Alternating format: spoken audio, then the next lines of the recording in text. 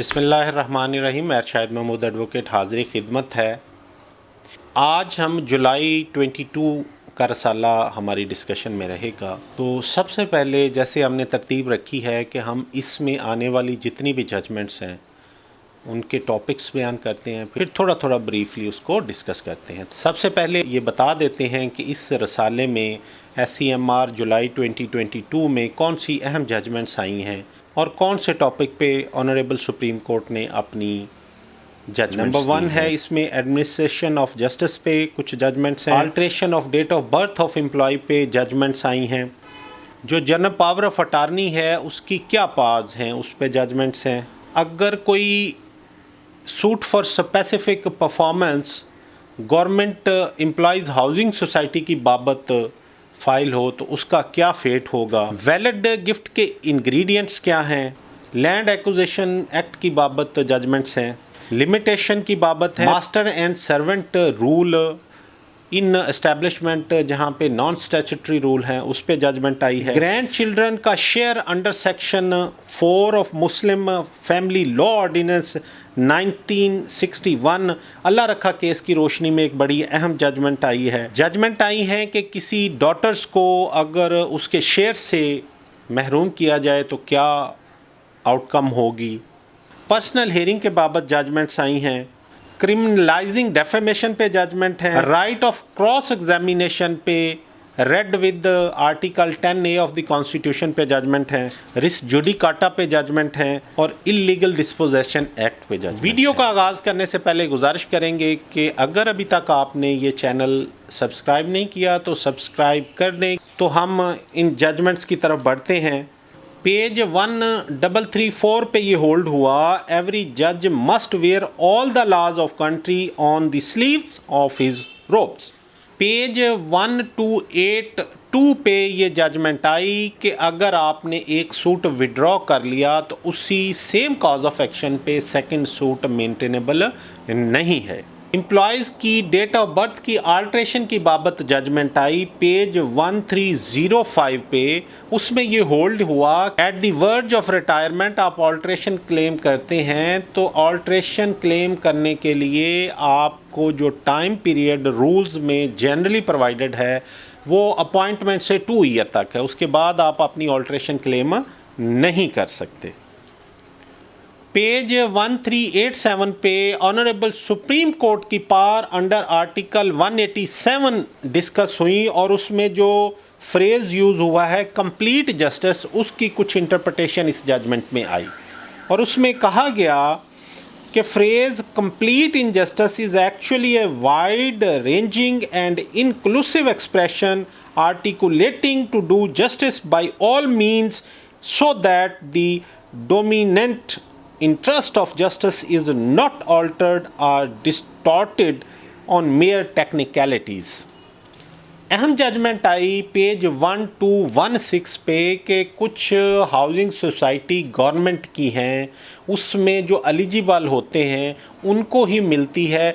अगर कोई plot purchase कर लेता है तो क्या उसका सूट फॉर मेंटेनेंस मेंटेनेबल होगा, क्योंकि जो परचेज करने वाला पर्सन है वो इंटाइटल नहीं होता, उसकी इंटाइटलमेंट एज पर एलिजिबिलिटी नहीं आती, लेकिन वो परचेज़ करके उस सोसाइटी का मेंबर बनने जा रहा होता है। तो इन हालात में ऑनरेबल सुप्रीम कोर्ट ने कहा क्योंकि वो पर्सन जो ख़रीदार है, जो ख़रीद रहा है, वो in all other manner eligible नहीं था, लिहाजा वो ख़रीद भी नहीं सकता। पेज 1352 पे गिफ्ट की इंग्रेडिएंट्स बयान किए गए हैं कि गिफ्ट के 3 इंग्रेडिएंट्स हैं। नंबर 1 डिक्लेरेशन, सेकंड एक्सेप्टेंस और third delivery of possession. Page 1383 पे लैंड एक्विजिशन की बाबत जजमेंट आई, उसमें ये होल्ड हुआ कि under section 48 of land acquisition act 1894 अगर कोई गवर्नमेंट प्रॉपर्टी को अक्वायर कर लेती है और रेट भी मुकर्रर कर देती है और पोजेशन भी काफ़ी देर तक उस प्रॉपर्टी का गवर्नमेंट के साथ रहता है, तो इन हालात में अंडर सेक्शन 84 वो प्रॉपर्टी वापस नहीं की जा सकती। पेज 182 पे लिमिटेशन की बाबत एक बड़ी अहम जजमेंट आई है। उसमें ये डिस्कस किया है कि अगर मुद्दई को मिलने वाला हक पहले से ही टाइम बार्ड है तो उसको ये फ्रेश कॉज ऑफ एक्शन की बेस पे उसकी फ्रेश लिमिटेशन स्टार्ट नहीं होगी। अगेन पेज 1256 पे मास्टर एंड सर्वेंट की बाबत जजमेंट आई कि ऐसी एस्टेब्लिशमेंट्स, ऐसी कारपोरेशन जिनके रूल्स नॉन स्टैट्यूटरी हैं, उन पे मास्टर एंड सर्वेंट का प्रिंसिपल अप्लाई होगा। अहम जजमेंट है ग्रैंड सन की इनहेरिटेंस की बाबत पेज 1352 पे। इस जजमेंट में अल्लाह रखा केस जिसमें section 4 of Muslim family law ordinance 1961 को फेडरल शरीयत कोर्ट ने स्ट्रक डाउन किया था और उसके अगेंस्ट अपील पेंडिंग है। तो इस जजमेंट में ऑनरेबल सुप्रीम कोर्ट ने कहा क्योंकि वो फेडरल शरीयत कोर्ट की वो जजमेंट अभी तक अंडर अपील है, लिहाजा सेक्शन 4 ही अप्लाई होगा और सेक्शन 4 के तहत ग्रैंड चिल्ड्रंस को इनहेरिटेंस में राइट मिलेगा। पेज 1394 पे जो डाटर्स को कस्टम की बेस पे इनहेरिटेंस से डिप्राइव किया जाता है उस बाबत जजमेंट है और डाटर्स को इस जजमेंट की रूह से इनहेरिटेंस में राइट मिला। पेज 1387 पे नेचुरल जस्टिस पे जजमेंट है कि किसी भी पार्टी को सुनवाई का मौका दिए बगैर अगर कोई एक्शन किया जाता है तो वो इलीगल है। No one can condemned unheard. Page 1398 पे जनरल पावर ऑफ अटार्नी की रूह से एजेंट के क्या पार्ट्स हैं, किन हालात में वो इंडिपेंडेंट पावर्स यूज़ कर सकता है और किन हालात में उसको प्रिंसिपल से परमिशन लेना पड़ती है। इससे पहले भी जजमेंट 1262 में ये डिस्कस हुआ।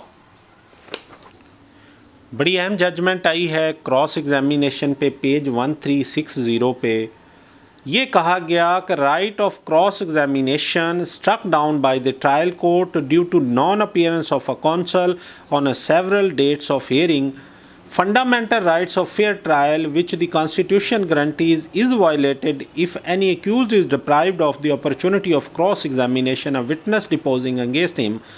Petition for leave to appeal was converted into appeal and allowed, and the trial court was directed to afford an opportunity to the petitioner to cross-examine the prosecution witness. तो बड़ी अहम judgement है cross examination पे। Honourable supreme court ने कहा कि गो advocate की ना आने की वजह से अगर राइट क्लोज हो भी गया लेकिन इस राइट के बगैर तो प्रोसिक्यूशन कंप्लीट ही नहीं हो सकती, लिहाजा ऑनरेबल सुप्रीम कोर्ट ने राइट टू क्रॉस एग्जामिन दिया।